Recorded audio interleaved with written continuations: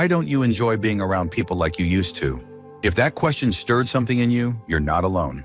Many folks in their 60s, 70s, and even 80s find themselves pulling away from social circles they once cherished. It's not that they've stopped caring.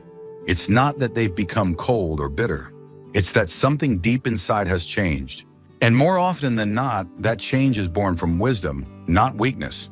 In this video, we're exploring 6 powerful reasons why you may be avoiding people now, even if you were once the life of the party. These aren't surface-level observations. Each one reflects something real, something many older adults have experienced, even if they rarely talk about it. Some reasons may surprise you. Others might hit close to home. But one thing's for certain, by the end of this video, you'll understand yourself better and maybe even forgive yourself a little more for needing space. Stay tuned until the end, because you'll realize that stepping back from certain people isn't something to be ashamed of. In fact, it might be one of the healthiest, wisest things you've done for yourself. Let's begin. Number 1, the weight of past betrayals. As time passes, we gather more than just memories. We collect bruises. Some are easy to forget, a disagreement here, a misunderstanding there. But others leave deeper marks, betrayals, rejections, moments when we opened our hearts, only to have them dismissed or misused. And as we get older, we begin to feel the quiet echo of those wounds more clearly. We stop offering ourselves so freely, not because we're angry, but because we've learned that not everyone deserves a front row seat to our lives. Take Eleanor, for example, an 81-year-old woman who once hosted dinner parties every weekend. She loved laughter, music, and having her house filled with people. But over the years, things changed. Friends drifted. One betrayed a confidence. Another disappeared when her husband passed away. It wasn't one big heartbreak. It was the steady drip of small disappointments. Now she chooses solitude more often than company, not because she hates people, but because she values peace more than pretense. There's a kind of protection that grows in old age, a shell built from experience. It doesn't always feel good, but it often feels necessary. And when you've lived long enough to see how quickly people can change or leave, you start guarding your time, your heart, and your trust. It's not about being cold. It's about being careful. Older adults have often loved deeply, given generously, and been let down without warning. That repeated cycle teaches you to pause, to evaluate, to pull back when something doesn't feel safe or sincere. You start paying attention not to what people say, but how they make you feel after they've left the room. Psychologists call this relational fatigue, when the cost of connection begins to outweigh the joy. And it's especially common in those who have weathered emotional storms. There's no shame in that. It simply means you've lived. You've seen what people are capable of, both good and bad. And when you choose distance now, it's not out of bitterness. It's wisdom. It's the recognition that your heart, at this stage of life, is something sacred. And not everyone deserves access to it anymore. Number 2, the craving for peace over small talk. In your younger years, you may have tolerated chatter that led nowhere, conversations filled with pleasantries, gossip or talk just for the sake of noise. But as you grow older, that tolerance starts to thin. It's not that you're antisocial. It's that you've begun to understand the deep value of peace. Silence no longer feels empty, it feels nourishing. And when you've found that kind of inner quiet, it becomes harder to give it up for shallow company. Take Harold, a 76-year-old man who used to work in sales. He was charming, outgoing, and knew how to make conversation with anyone. But now, he avoids events that require endless mingling. He no longer attends large family functions unless he feels truly up to it. When asked why, he simply says, "I'm tired of talking just to talk." His preference isn't for isolation, it's for meaning, for honesty, for quiet moments that don't require performance. As we age, our emotional energy becomes more precious. The desire to impress fades. The urge to prove ourselves fades. What rises instead is the desire for authenticity. We want interactions that feel real, not rehearsed. And if that can't be found, many would rather stay home with a book and a cup of tea than fill the room with noise. That leaves them feeling lonelier than they did before they arrived. This isn't about being standoffish. It's about being selective. There's a dignity in choosing your surroundings and the people you share them with. You've earned the right to preserve your energy, to prioritize peace, to decline an invitation without guilt. That's not avoidance. That's maturity. And the more we lean into this kind of discernment, the more we realize that life doesn't require a crowd to be rich. Sometimes one meaningful conversation, or even a quiet evening alone, is more fulfilling than hours of forced interaction. So if you've been pulling back lately, opting out of the banter, skipping the noisy gatherings. Know this, you're not becoming cold. You're becoming clear. Clear about what fills you up. Clear about what drains you. And that clarity is one of the greatest gifts of aging. If you're still watching this video and finding these insights valuable, please comment number 2 below to let me know you're here. And if you haven't subscribed yet, I recommend you subscribe and turn on the bell so you don't miss any videos.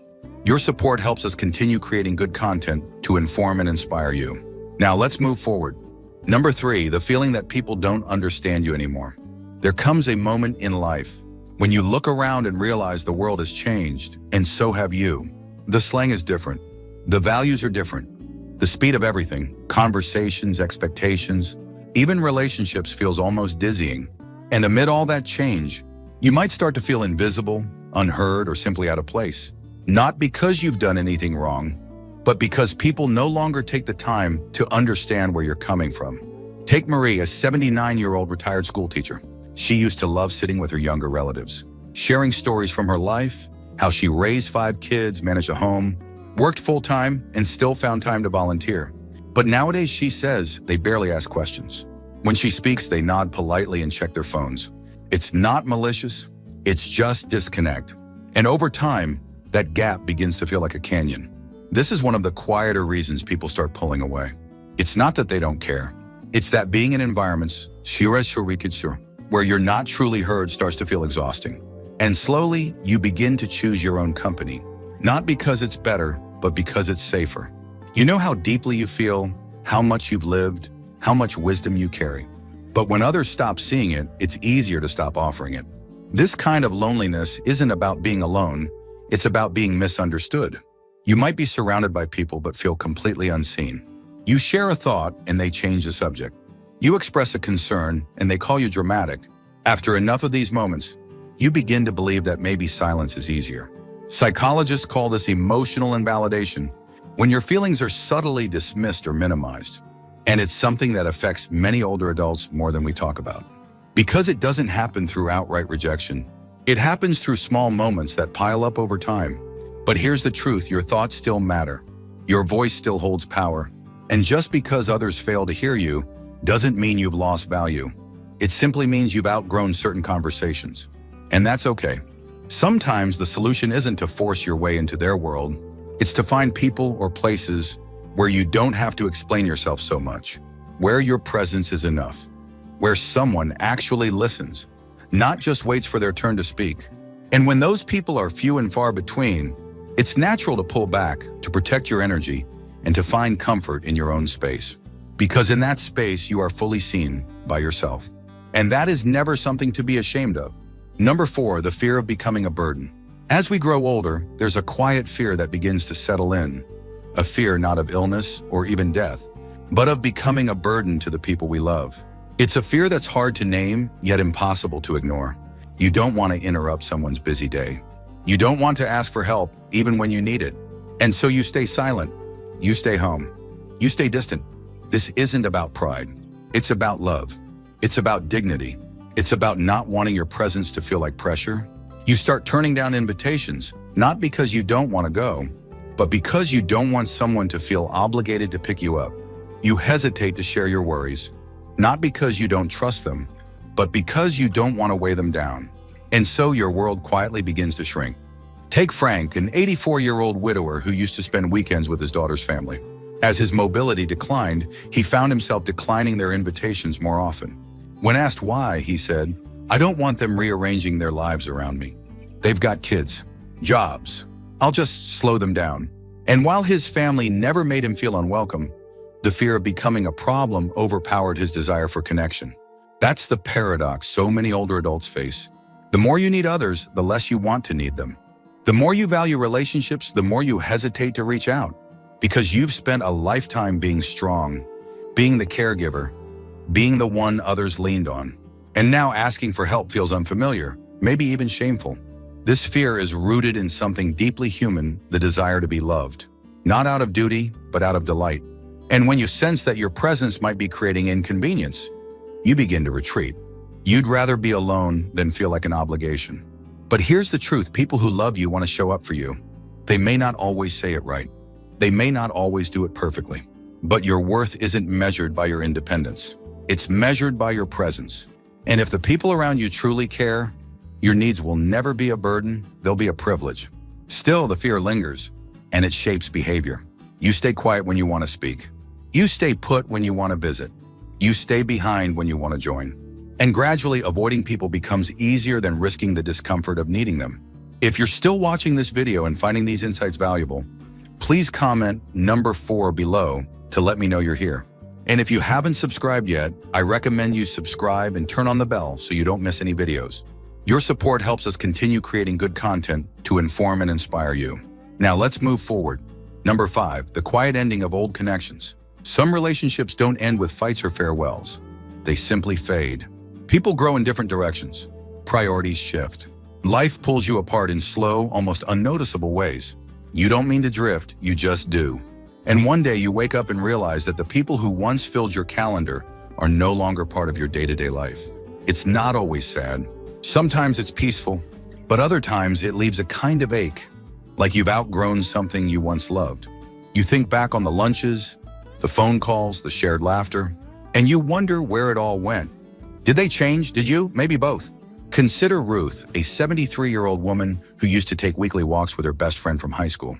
Over time, those walks became monthly, then yearly, and then not at all. There wasn't a fight, no falling out, just a quiet realization that they no longer had much to say. Their lives had diverged, different interests, different rhythms. Ruth said, "We still care about each other, but I think we've said all we needed to say." This experience is more common than people realize. Relationships built on shared seasons, raising kids, working together, living nearby, often don't survive when those seasons end. And as you move into later stages of life, you may find yourself surrounded by people who no longer fit who you are becoming. That's not a failure. It's a form of growth. When you start prioritizing your time and your energy, you naturally become more selective about who you spend it with, not because you're better than them, but because you're clearer about what you need. And sometimes you simply need space. Space to think, to reflect, to be. Old friends who once energized you might now feel draining. Conversations that once flowed might now feel forced. And rather than forcing it, you choose distance, not out of malice, but out of self-respect. People often say that aging means losing people. But what they don't always say is that sometimes you let go by choice, because you've learned that closeness without connection can be more lonely than being alone. So when you pull away from certain people, it's not always about avoiding others. It's about honoring the changes within yourself. You've evolved, and that's something to embrace, not apologize for. Number 6, the joy of your own company. At some point in life, you stop seeking crowds and start savoring solitude. Not out of bitterness, not out of loneliness, but because you've discovered something too many people never learn: your own company is enough. There's a certain kind of peace that settles over you when you realize you don't have to explain yourself, entertain anyone, or pretend to be more or less than who you really are. For years, you may have been surrounded by others through work, family, obligations. And in those years, you might have rarely had a moment to just be, to sit in stillness, to hear your thoughts without interruption. And once you finally taste that freedom, it becomes sacred.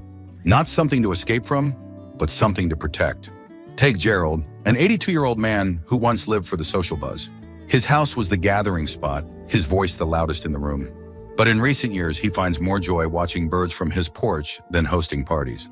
When asked if he gets lonely, he smiles and says, "I've got enough stories in my head to keep me company for days." What he's discovered isn't loneliness, it's contentment. This shift often confuses those around you. They might worry. They might think you're pulling away out of sadness.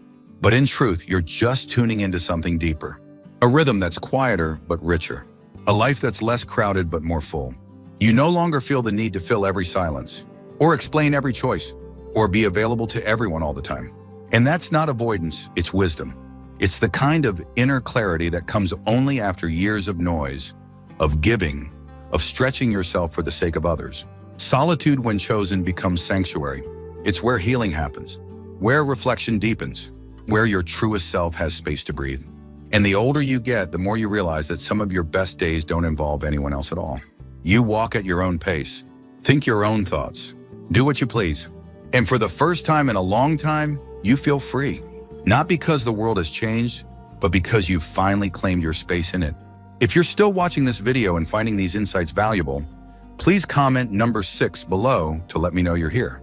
And if you haven't subscribed yet, I recommend you subscribe and turn on the bell so you don't miss any videos. Your support helps us continue creating good content to inform and inspire you. Now let's move forward. Final thoughts. So, what spoke to you the most today? Which of these 6 reasons felt familiar, like it was written with your life in mind? Maybe it was the quiet end of old connections. Or perhaps it was the realization that your craving for peace is no longer something you need to explain. Whatever it was, I hope it reminded you of one important truth: you're not broken. You're becoming. Avoiding people doesn't mean you're bitter or antisocial. It might mean you're wiser. You've lived through decades of experience, and those years have earned you the right to be selective, to guard your peace, to honor your own pace, and to find meaning not in the noise of others, but in the quiet knowing of yourself. There's dignity in solitude. There's strength in boundaries. And there's real freedom in no longer needing to prove your worth through popularity or endless socializing. If you've been drifting away from people, take a moment to ask yourself why. You might find that what you've been seeking isn't absence, it's alignment. And let this video be a reminder that even in your stillness, you are seen. Even in your quiet, you are heard. And even in your solitude, you are never truly alone. Because there are countless others, just like you, navigating the same path with grace, courage, and a deeper understanding of what truly matters. Thank you for joining us today.